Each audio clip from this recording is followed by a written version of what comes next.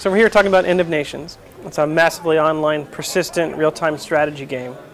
One of the big things here is that it's massive. So in our player versus player game, we have maps of all different sizes, everywhere from 1 versus 1, 2 versus 2, 4 versus 4, all the way up to 28 versus 28. We're also going to have a full co-op campaign, and even that is multiplayer, so up to 4 players at least in every map, and we'll have co-op maps that are also up to 56 players. And in the PvP, we're going to have a bunch of different game types as well. So we have a domination map where you're accumulating points, base versus base, one where one's assaulting a base and one's defending. Also a last man standing mode where whoever lasts the longest wins. And survival maps too, so you're just you by yourself or with friends or fighting against waves and waves of AI. So we really want to give a wide variety to players so we can see what they like, what they're interested in, and then continue to give the kind of content that the players are interested in. When we plan in the autumn of this year to release our full cooperative campaign. This is the 2-player factions playing with each other against the Order of Nations, which is the big bad dictatorship in the game. So what you'll do is play through a full storyline where you'll play through maps that hold at least 4 people. So you can have you and your friends can play through the entire co-op campaign together, as opposed to a lot of traditional RTSs where the maximum number of players usually you'll find in the co-op is 2. So something that hasn't been seen before. We'll also have really large co-op maps that'll be fighting large boss vehicles and highly scripted events, and really sort of a high-quality, story-driven campaign for players. And you'll be able to earn rewards through this and gain experience. Be able to be exposed to a lot of unique situations and maps. So every map we make is associated with a particular area, and we do have a lot of maps that look like that. We played a 4 versus 4 map today in France, which takes place in an old French fort. So we do include landmarks and other objects in there to make things familiar, and we think it's fun just to be able to have battles in places that really exist. A lot of players are used to playing a game in which you build structures in the map, and those structures will have units come out of them, and that's kind of how you play. That's not our game at all. We want players to be strategizing before they even go in. So since you have this persistent character, part of that is collecting units and earning new units just from going down your build tree from earning experience. And then you take those units and decide what you want to bring in the map with you. And also you might want to coordinate with other players to decide what they're bringing in the map. Then once you're there, what you're doing is concentrating on your squad, which is maybe 10, 15, or 20 units depending on what you want to bring in, instead of worrying about all the micromanaging of a base. We want a game that's a little more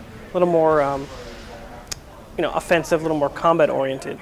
Although you can play defensively, and kind of how we satisfy that is through our tactical structures. So every class also has available to them structures, like some of them are turrets. They're not all turrets, but if you want to play more defensively or hold a control point, you can set up essentially a base. So we do sort of satisfy that base building need without creating a situation where you need a certain number of actions per minute to be able to compete. We're making a AAA high-quality game that's also free to play. We think that if you create a good game, people will want to spend money without forcing them to spend money. So maybe some people only see this as a gamble, but we think we've seen recently, especially in the free-to-play market, there's been great examples of other games that have come out that have done quite well. So we think as long as we make a good game, as long as people enjoy playing it, that we'll create a situation in which people will want to spend money but don't have to. Trion and Petroglyph have been working on this game for over 3 years. Petroglyph has a full development team. Most of their staff is working on this game, and of course, a huge infrastructure at Trion supporting this. Everything from customer service and quality assurance to making sure the servers are up and all that back-end architecture. It's a huge investment we're making in this game. We want to make a high-quality AAA MMO RTS, and that's what we're going to do. Well, I think from our point of view, it's great to create a situation in which people can try your game. I think that's a big part of it, getting as many people to look at it and try it out as possible. And I think recently, especially in the West, it's shown that you can make a high-quality game and be successful and be free to play. Yeah, one of the things we're trying to do with End of Nations is bring people back to the strategy genre. And one way to do that is to make it more accessible. So some of the things we're doing is, one, you don't have to worry about the micromanagement of base building, which I think is tough for some people. Also, competitively, a lot of people approach RTS and are intimidated because they feel like they're just going to lose and lose and lose, and there's a really high learning curve. For us, when you have a map, when you have 28 people in it on your team, you don't have that pressure. You can just be one of a team and just support. And you can slowly learn and become more comfortable. So that's one way we're approaching the more casual player. I think giving them opportunity to kind of ease into the game. For a hardcore player, there's a lot of depth here. You still have to micromanage your units. You have to know how your units are good against other units, and also learning the unit abilities and the tactical structures and how the individual maps work. And you got to remember, you also need to know how all the other units work.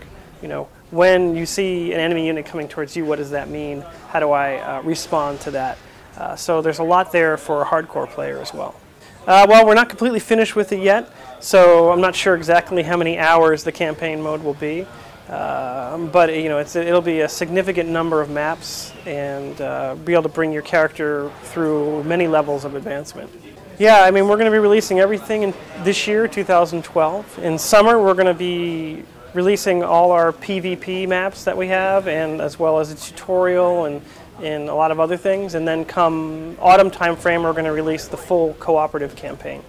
Yeah, well, autumn is, I guess, the last big chunk, which is the cooperative campaign. But there really is no end to the release. You know, we'll be continually adding maps and units and balancing. One of the great things of being a massively multiplayer online game. I hope you enjoy the game. We sure enjoy making it, and I hope to see you online. Strike the enemy where they stand. Camouflage now. Concentrate fire on the gun.